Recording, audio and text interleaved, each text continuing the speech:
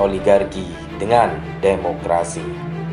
Mereka berkehendak memadamkan cahaya agama Allah dengan mulut ucapan-ucapan mereka, dan Allah tidak menghendaki selain menyempurnakan cahayanya, walaupun orang-orang yang kafir tidak menyukai. Semakin tersandranya negeri ini oleh oligarki merupakan realitas yang paling jelas dan kasat mata saat ini. Bahkan munculnya oligarki sering disebut banyak lembaga dan pengamat politik Indonesia sebagai salah satu indikator utama kemunduran demokrasi. Cengkeramannya kian menguat. Ini bisa dilihat dari koalisi politik gemuk fraksi-fraksi di DPR sebagai koalisi pro-rezim. Koalisi oligarki berjubah partai inilah yang sejatinya saat ini menguasai elit politik di lingkaran eksekutif, legislatif, bahkan yudikatif. Mereka dengan sangat gampang dan mudah mengambil keputusan menyangkut kepentingan publik dan hajat hidup orang banyak hanya dari dalam lingkaran mereka saja. Mereka tidak merasa perlu melibatkan rakyat atau umat yang diwakili tokoh masyarakat, asosiasi, serikat profesi, ormas, dan LSM dalam mengambil setiap keputusan. Kenyataan ini jelas terlihat dalam proses legislasi di DPR, seperti Undang-Undang IKN, Undang-Undang Nomor 19 Tahun 2019 tentang KPK, Undang-Undang Nomor 3 Tahun 2020 tentang Minerba, dan Undang-Undang Nomor 11 Tahun 2020 tentang Cipta Kerja. Bahkan dalam gugatan masyarakat sipil yang tidak setuju terhadap berbagai undang-undang tersebut pun lagi-lagi harus kecewa karena para oligarki politik tersebut telah didukung lembaga yudikatif.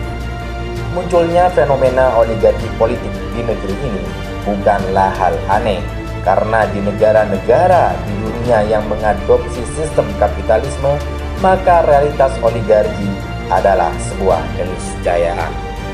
Ini terlihat dari data Oligarchy Countries 2021. Daftar negara oligarki mencangkup Cina, Rusia, Turki, Arab Saudi, Iran, Afrika Selatan, Korea Utara, Venezuela, Ukraina, Zimbabwe, dan Amerika Serikat.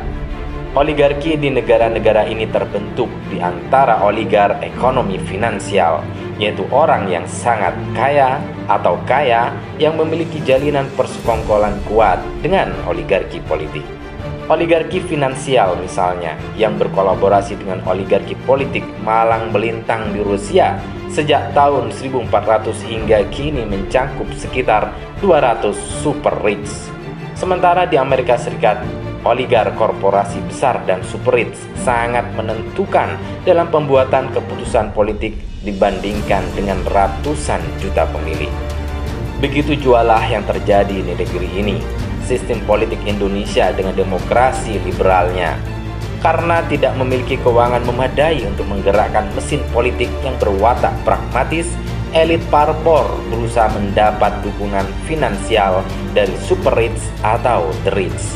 Akhirnya, para oligarki super kaya dan kaya ini kian banyak yang menjadi politisi atau pemodal para politisi. No freelance, tidak ada makan siang gratis. Itulah dampak yang sekarang sedang dirasakan umat di negeri ini. Oligarki berhasil menyandera proses legislasi dan penegakan hukum agar tidak merugikan mereka. Bahkan sebaliknya, mesti menguntungkan dan menjadikan posisi mereka dalam oligarki politik dan oligarki ekonomi finansial semakin kuat dan berkuasa. Demokrasi dengan kedaulatan di tangan rakyat hanyalah ilusi.